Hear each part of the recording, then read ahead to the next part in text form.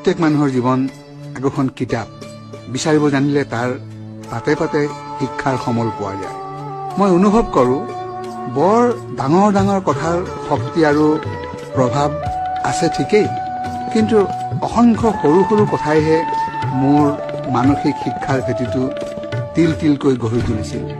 এতিয়া মোৰ এনেকৈ ক'বলৈ মন যায়, মই যদি আধ্যৱন্ত মানুহৰ পকী ঘৰত জন্মিলোহেঁতেন তেনেহ'লে বহু কথাত মই আজি দুখীয়া হৈ থাকিলোহেঁতেন। মই যদি নগৰৰ মাজমজিয়াত জন্মিলোহেঁতেন তেতিয়াও পাছলৈ বহু কথাত দুখীয়া হলোহেঁতেন, বা নগৰৰ পৰা আঁতৰৰ গাঁৱত জন্মিলোহেঁতেন তেতিয়াও বহু কথাত দুখীয়া হলোহেঁতেন। ইফালে হাত মেলিলে গাঁও, সিফালে হাত মেলিলে নগৰ, এই মাজৰ ঠাইখনৰ জীৱনটোৱে মোক চহকী কৰিলে বুলি মই উপলব্ধি কৰোঁ।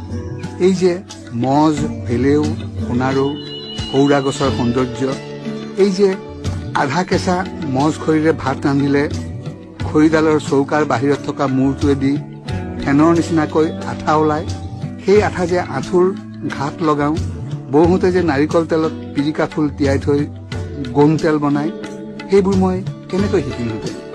জীৱনটো সেই পৰিৱেশৰ মাজত থকা কাৰণেহে শিকিলোঁ। এইবোৰ তুচ্ছ, শিকিব নলগীয়া, জানিব নলগীয়া কথা যেন লাগে, কিন্তু মই এইবোৰক ৰঙা পইচা, 5 পইচা, 10 পইচা আদি কম মূল্যৰ মুদ্ৰাৰ নিচিনা বুলিয়েই ভাবোঁ। এইবোৰো লগ লাগি টকাৰ সৃষ্টি কৰে, হাজাৰ টকাৰ সৃষ্টি কৰে। অকণমান ৰঙা পইচা এটা হাতত পৰিলে আমি দলিয়াই দিওঁ জানো? নিদিওঁ। সৰু কথাই ডাঙৰ কথা শিকায়।